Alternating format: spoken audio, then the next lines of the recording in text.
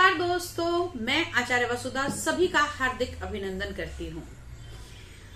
भम भम भोलेनाथ तुम्हारी कौड़ी नहीं खजाने में, तीनों लोक की बस्ती बसाई आप बसे वीराने में। वीणा तो नारद को दीदी, हरि भजन का जाप दिया, ब्राह्मण को दिया कर्म कांड और सन्यासी को त्याग दिया। ऐसे दीन दयाल हैं मेरे भोलेनाथ। तो इन्हीं भोलेनाथ का महापर्व यानी कि महाशिवरात्रि आ रहा है 1 मार्च 2022 को। महाशिवरात्रि की पूजा सभी प्रकार के पापों को नाश करने वाली होती है। भगवान शिव की पूजा आराधना से व्यक्ति को मनवांछित फल मिलता है। अब किस प्रकार कौन सी चीज से पूजा करनी है, आपको किस फल की प्राप्ति चाहिए, ये हम बताएंगे अपने इस वीडियोस के माध्यम से। तो सबसे पहले हम जान लेते हैं कि भगवान शिव का पर्व शिवरात्रि क्यों मनाया जाता है।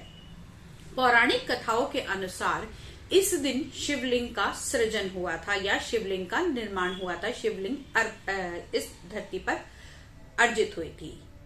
वहीं शिवरात्रि का त्योहार भगवान शिव और पार्वती के विवाह के उपलक्ष्य में मनाया जाता है।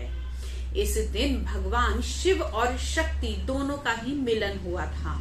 तो यदि शिवरात्रि को पूजा आराधना या फिर किसी प्रकार की मंत्र चैंटिंग की जाती है तो शिव और शक्ति दोनों की कृपा प्राप्त होती है। शिव जैसा योग और शक्ति जैसी आपको शक्तियां प्राप्त होंगी, सिद्धियां प्राप्त होंगी। भगवान शिव की आराधना दिन में तो की ही जाती है, उसके अलावा शिवरात्रि में रात को जागरण करने का बड़ा ही महत्व माना जाता है। भगवान शिव की 4 पहर में पूजा की जाती है। सबसे पहले आप शिवरात्रि को सुबह उठकर भगवान की स्वच्छ वस्त्र पहनिए, नहाइए धोइए। उसके बाद में भगवान की आप पूजा कीजिए, भगवान शिव को अभिषेक कीजिए। अभिषेक की सामग्री में आपको बेलपत्र, फूल, भांग, धतूरा, गंगा जल इत्यादि सामान लेकर जाना है। कहते हैं भगवान शिव भांग और धतूरे से अत्यंत खुश होते हैं और जब भगवान शिव के ऊपर बेलपत्र चढ़ाई जाती है तो वो बेलपत्र भगवान ब्रह्मा, विष्णु और महेश तीनों का संलग्न एक साथ करती है। तो भगवान शिव की कृपा सभी को प्राप्त हो। आप भगवान शिव की पूजा कीजिए, अर्चना कीजिए। माँ पार्वती को 16 श्रृंगार चढ़ाइए, इससे आपकी मनोकामना पूरी होगी। अगर आप गंगा जल से अभिषेक करते हैं तो आपको भोग और मोक्ष दोनों की प्राप्ति होती है। अगर आप शहद से अभिषेक करते हैं तो आपकी सभी समस्याएं दूर हो जाती हैं। अगर आप गन्ने के रस से भगवान का अभिषेक करते हैं तो आपका जीवन आनंददायी हो जाता है।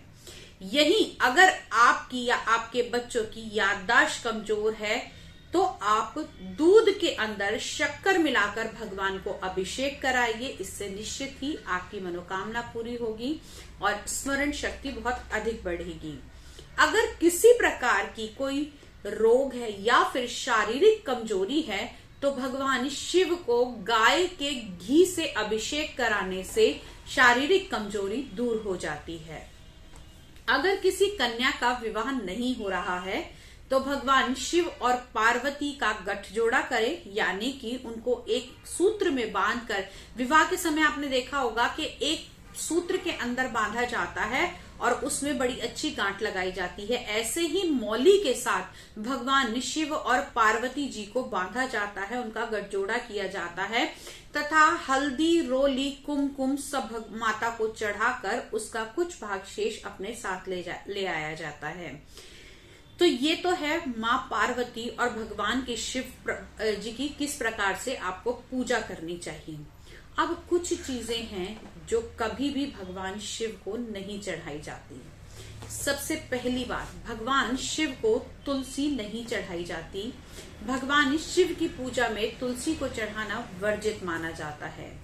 भगवान शिव को आप बेलपत्र चढ़ा सकते हैं, कनेर के फूल चढ़ाइए, गुलाब के फूल चढ़ाइए, चमेली के फूल चढ़ाइए।